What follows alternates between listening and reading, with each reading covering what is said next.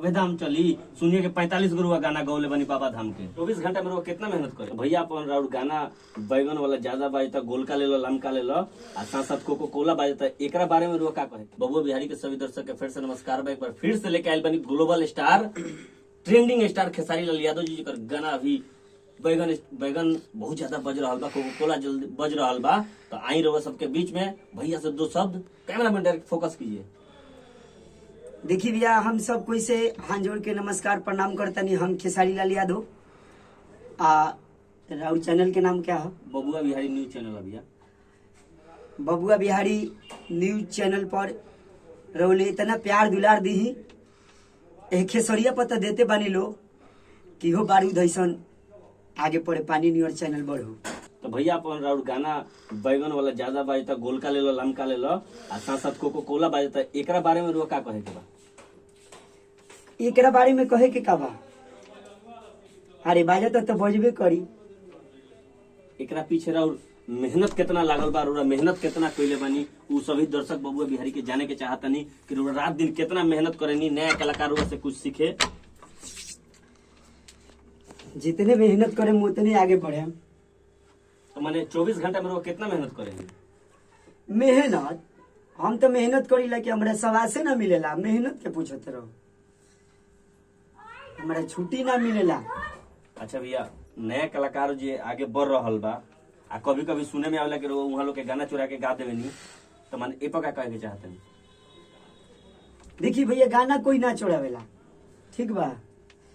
हमार पहले लिखल जाला, कोई बाद में लिखल देवेला आ ओकर पहले आ जाला तो लोग कहेला कि हमने पहले लिखल रहनी बाद में तू लिखल रहला। तो माने एमे गलती राइटर के बा कि राउर गलती बा? हैं? गलती में केकर बा? गलती में राइटर के का बा? तो राउर गलती बा एमे? ना गलती हमार बा, गलती सुने वाला श्रोता के बा। जैसे कि पहले हमार आगे लिखल गइल लिखल गइल ओकरा बाद इथी ना भइल आ उ अगला बाद में निकाल देलस आ जब सुन लेला तो उ अगला कहला कि ना पहले हमार लिखल बा बाद तो में। नया लेके सुन के कहना बा कि पहले ओकनी गाना रिलीज हो जाला तो राउर राइटर चाहे रउरा लोग चुरा के वो गाना के बाद में वो लोग गा देवे नी। ई तो गलत बात बा, ऐसा रुआ सब ना करी।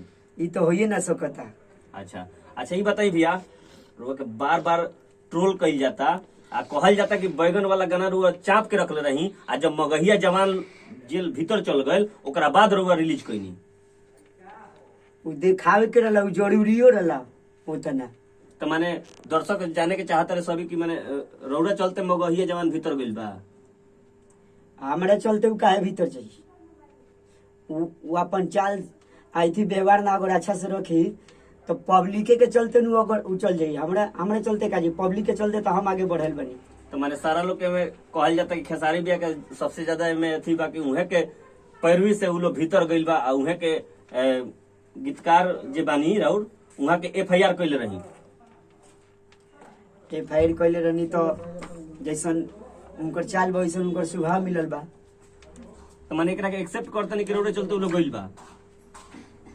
हमरा चलते उ काहे जाई है? आजादे तंग करिए तो जइबे करी है।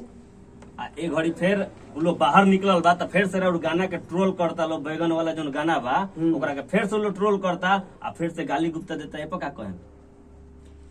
अब गाड़ी देता लो तो अब अपन आगे पड़े इथी बढ़ावता लो, मतलब मन बढ़ावता लो।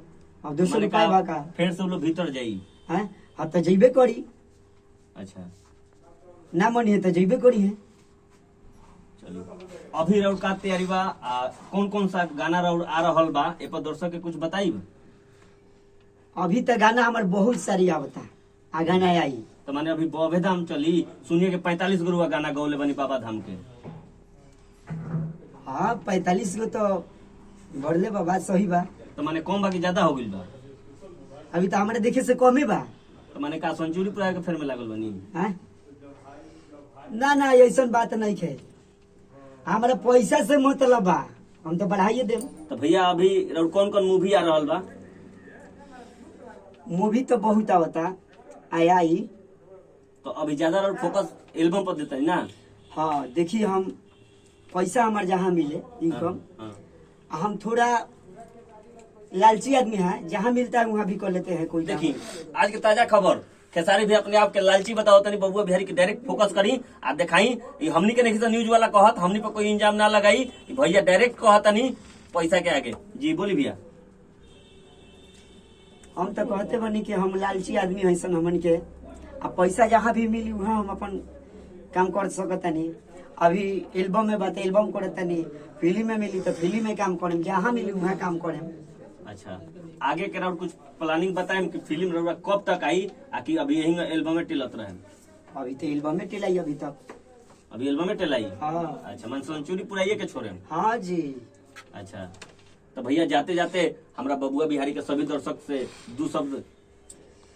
देखिए, हम पूरा दर्शक से हम हाथ जोड़ के हम प्रणाम नमस्कार करतनी। ए चैनल के आपका कहे के बा, ए चैनल के जितना जिंगे खेसरिया के प्यार दुलार चैनल के मिलल बा, इतना बबुआ बिहारी चैनल के मिले के भी चाहिए, हम इतने कहे। बहुत बहुत धन्यवाद भैया। जाते जाते भैया बहुत अच्छा बात कह गई नहीं, तो रोज सब ऐसा ही देखत रही। फिर से लोग सबके बीच में नया एक से बढ़कर एक लेके हम आवत रहे। हम मनोज राय, तब तक खातिर प्रणाम।